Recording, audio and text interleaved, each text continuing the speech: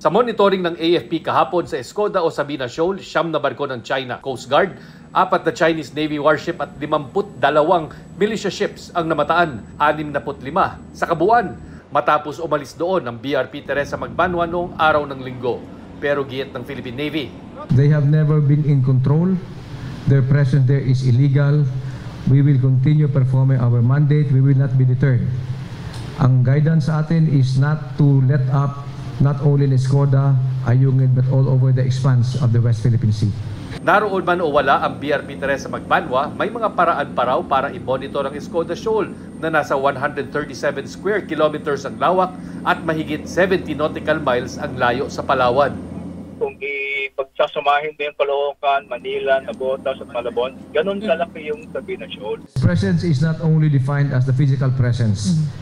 By monitoring, we mean that we know what's happening. We know and we see any changes or any developments, especially on the level of the crash corals.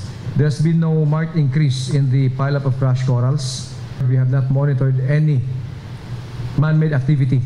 Ayon sa Philippine Navy, mula sa 207 na pinakamaraming Chinese ships na na-monitor ng Navy ngayong taon, bumaba sa 157 ang Chinese ships na na-monitor sa West Philippine Sea.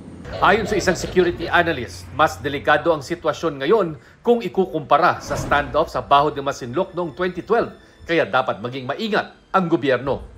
Unang-una, mas malapit to sa Palawan. Of course, we have greater capabilities to engage the Chinese in the standoff. The Coast Guard now has more ships. We have the support for our treaty ally. But at the same time, the Chinese too have already their own Coast Guard, and it's supported by the Chinese Maritime Militia, the People's Salvation Army, Navy. Para sa GMA Integrated News, ako si Chino Gaston, ang inyong saksi.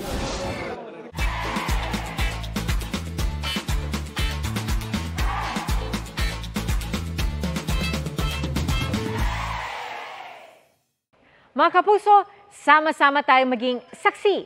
Mag-subscribe sa GMA Integrated News sa YouTube at para sa mga kapuso abroad, samahan niyo kami sa GMA Pinoy TV at sa www.gmanews.tv.